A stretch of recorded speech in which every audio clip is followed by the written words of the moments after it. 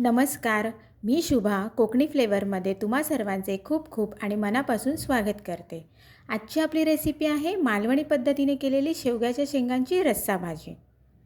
अनेक जण आवडीने शेवग्याच्या शेंगा खातात, पण या शेंगांचे फायदे फारच कमी लोकांना माहिती असतात।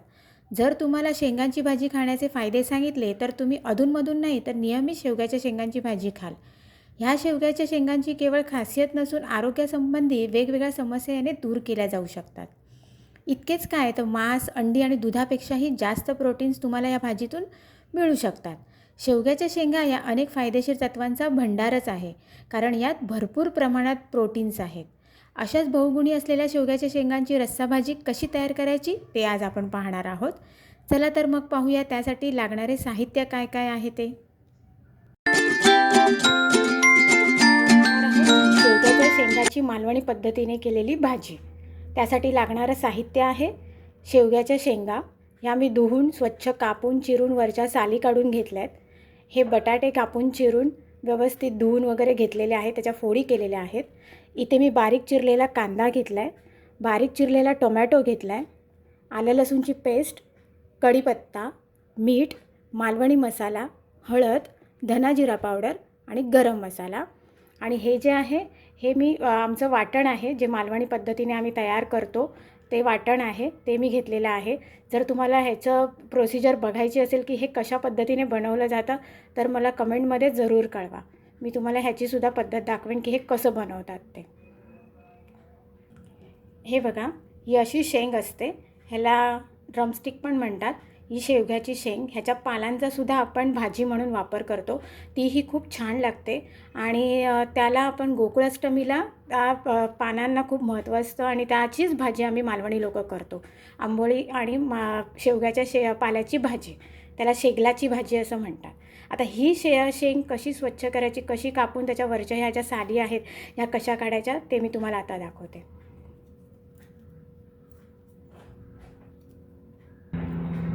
हे बघा, ही जी साल असते ना ही हळू असं काढून घ्यायचं। हे एक एक ह्याच्यावरचं हे जे काढून घ्यायचं हे अशा पद्धतीने। हे बघा, हे बघा, त्यानंतर इथे ह्याला असा चीर द्यायचा थोडासा, तर ही अशी सोलून घ्यायची। हे बघा, ही व्यवस्थित अशी सोलून झालेली आहे। अशाच पद्धतीने आपण ह्या सगळं सोलून घ्यायच्या। ह्याचे हळूहळू एक एक काप निघतात। ह्याला मध्ये फक्त अशी चीर द्यायची का त्याची दुसरी पण साल निघून जाते। हे बघा, या व्यवस्थित या पद्धतीने अशा सोलून घ्यायच्या। ह्या जर अशा साली सकट घेतल्या तर ह्या थोड्या कडू लागतात, म्हणून साली त्याच्यावरच्या सगळ्या काढून घ्यायच्या ह्या अशा पद्धतीने। आणि विकत जेव्हा आपण घेतो त्याही घेण्याची एक पद्धत असते। एकदम जाडवाल्या जर तुम्ही अशा शेंगा घेतल्या की तुम्हाला असं वाटलं अरे ह्या खूप छान दिसत आहेत आणि त्या आपण घेऊया, तर त्या जाडवाल्या ज्या शेंगा असतात त्या खूप जून असतात, म्हणून ह्या अशा घ्यायच्या ज्या कोवळ्या असतात आणि त्याची टेस्ट पण छान लागते। नाहीतर जाडवाल्या ज्या जून असतात ना त्या खाताना एकतर कडवट पण लागतात आणि कडक कडक लागतात, त्याची टेस्ट पण येत नाही। म्हणून सोलून घेताना आणि बघून घेताना पण ते व्यवस्थित यायचे। हा बघा, ह्या पद्धतीने अशा सगळ्या सोलून घ्यायच्या आपल्या शेंगा।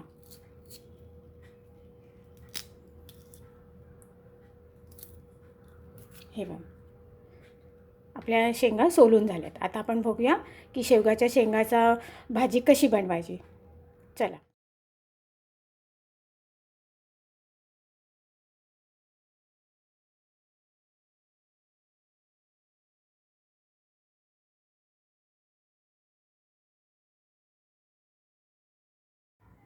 इकडे मी सगळ्यात पहिल्यांदा टोप गरम करत ठेवला आहे गॅसवरती। टोप गरम झाला की त्यामध्ये आपण तेल घालून घेणार आहोत। इथे मी साधारण 2 चमचे तेल वापरलं आहे। त्यामध्ये आता आपण कढीपत्ता घालून घेणार आहोत, कांदा घालून घेतला आहे। कांदा आणि कढीपत्ता व्यवस्थित तेलामध्ये फ्राय करून घ्यायचं आहे। कांदा आपल्याला अगदी मऊसर होईपर्यंत त्या तेलामध्ये फ्राय करायचं आहे। त्यामध्ये आता आपण आलं लसूणची पेस्ट घालतो आहे। आलं लसूणची पेस्टसुद्धा आपल्याला कांद्याबरोबर व्यवस्थित मिक्स पण करून घ्यायची आहे आणि त्याचा जो कच्चापणा आहे तो निघून जाण्यासाठी व्यवस्थित आपल्याला तो फ्राय पण करून घ्यायचा आहे. आता आपण त्यामध्ये टोमॅटो घालून घेतो आहे. टोमॅटोसुद्धा ह्या सगळ्यांबरोबर आपल्याला व्यवस्थित मिक्स करून घ्यायचं आहे आणि तो अगदी मऊसर होईपर्यंत आपल्याला फ्राय करायचं आहे. त्यामध्ये थोडंसं तेल न वापरता आपण पाणी वापरायचं आहे, जेणेकरून तो लवकर नरम पडतो आणि तेलही आपल्याला जास्त लागत नाही. हे पहा, मी इथे असं थोडंसं पाणी वापरून तो टोमॅटो जो आहे तो मी नरम करून घेतला आहे.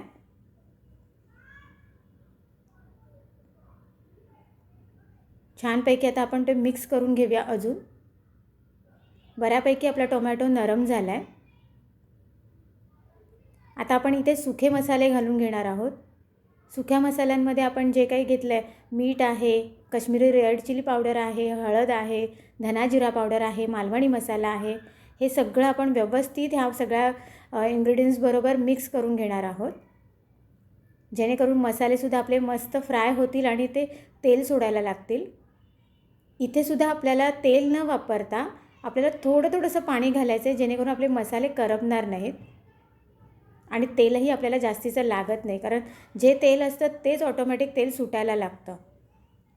पाहिलं कसं तेल सुटतं आहे मसाल्याला. मसाला जसा तो फ्राय कच्चापणा त्याचा निघून जातो तसं ऑटोमॅटिक तेल सुटत जातं. इथे मी मालवणी वाटण जे मी बनवून घेतलं होतं, कांदा खोबरा आणि बाकीचे जे खडे मसाले वगैरे आहेत त्याचं मी वाटण बनवून घेतलं होतं, ते सुद्धा मी ह्यामध्ये मिक्स करून घेते आणि ते पण छान असं त्याचा पण जो पाणी आहे ते सगळं संपेपर्यंत, त्याचं पूर्ण जाईपर्यंत ते व्यवस्थित आपण ह्यामध्ये फ्राय करून घेणार आहोत आणि थोड्या वेळानंतर ते ऑटोमॅटिक तेल सोडायला लागतं. त्याचा जो कच्चेपणा असतो तो सगळा निघून जातो आणि त्याच्याने आपल्याला छान असा स्वाद येतो. आता मी इथे बटाट्याच्या ज्या फोडी करून घेतल्या होत्या त्या मी ह्या वाटणामध्ये मिक्स करून घेते. ह्याला मी 2 मिनटासाठी झाकण मारून ठेवते. 2 मिनटानंतर मी झाकण काढून पाहिलं आहे, बटाट्याला व्यवस्थित मसाला लागला आहे. आता आपण इथे शेंगा घालून घेणार आहोत आणि शेंगाही आपण ह्यामध्ये मिक्स करून घेणार आहोत आणि विदाऊट पाणी घालायचंच नाही आहे. ते पण आपण 2 मिनटासाठी झाकण लावून ठेवून द्यायचं आहे. ते पण छान मिक्स करून घ्यायचं, 2 मिनटासाठी झाकण लावून ठेवायचं आणि मग वाफ काढून झाल्याच्या नंतर मग आपण त्यामध्ये पाणी घालणार आहोत.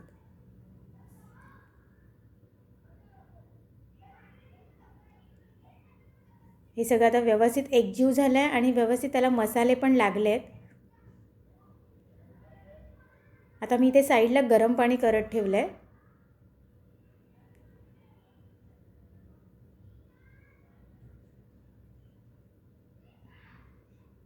हे गरम पाणी मी आता ह्यामध्ये घालून घेणार आहे. जितकी आपल्याला रस्स्याची आपल्याला जेवढी थिकनेस पाहिजे आहे, कोणाला पातळ हवं असतं, कोणाला घट्ट हवं असतं, तर त्या पद्धतीने आपण त्यामध्ये पाणी मिक्स करणार आहोत आणि हे व्यवस्थित एकजीव करून घ्यायचं आहे. ह्यामध्ये आता आपल्याला काहीच घालायचं नाही आहे, सगळं आपलं घालून झालेलं आहे आणि आता आपल्याला झाकण लावून एक 10-15 मिनटासाठी ठेवून द्यायचं आहे. 10-15 मिनटानंतर पाहिलं तर आपल्याला कशी उकळी आली आहे रश्श्याला. छानपैकी शेंगा पण शिजल्या आहेत, बटाटाही शिजला आहे आणि हे थंड झाल्याच्यानंतर अजूनही दाटसर होतं. तर तुम्हाला जितकी ग्रेव्ही पाहिजे आहे त्या प्रमाणामध्ये तुम्ही पाणी ॲड करायचं आहे, पण लक्षात ठेवा पाणी आपल्याला गरमच वापरायचं आहे. आपली शेंगा बटाट्याची रस्सा भाजी तयार झाली आहे. पाहिलंत मंडळी, आपली मालवणी पद्धतीने केलेली शेवग्याच्या शेंगांची रस्सा भाजी तयार झाली आहे. शेवग्यांच्या शेंगा खाल्ल्यास शरीरातील रक्ताचे प्रमाण वाढते, तसेच शेंगेत लोहाचे प्रमाणसुद्धा मोठ्या प्रमाणात असते. शेंगेचे सेवन केल्यामुळे आपल्या डोळ्यांचे आरोग्यसुद्धा निरोगी राहते. नियमित सेवन केल्यामुळे शरीरातील कॅल्शियमचे प्रमाण वाढते आणि हाडेसुद्धा मजबूत होण्यात मदत होते. तर तुम्ही ही आरोग्यवर्धक असलेली शेंगांची भाजी नक्की घरी ट्राय करून पहा आणि आजची रेसिपी तुम्हाला कशी वाटली ते कमेंटच्या माध्यमातून मला नक्की कळवा. आणि हो, माझ्या कोकणी फ्लेवर या यूट्यूब चॅनल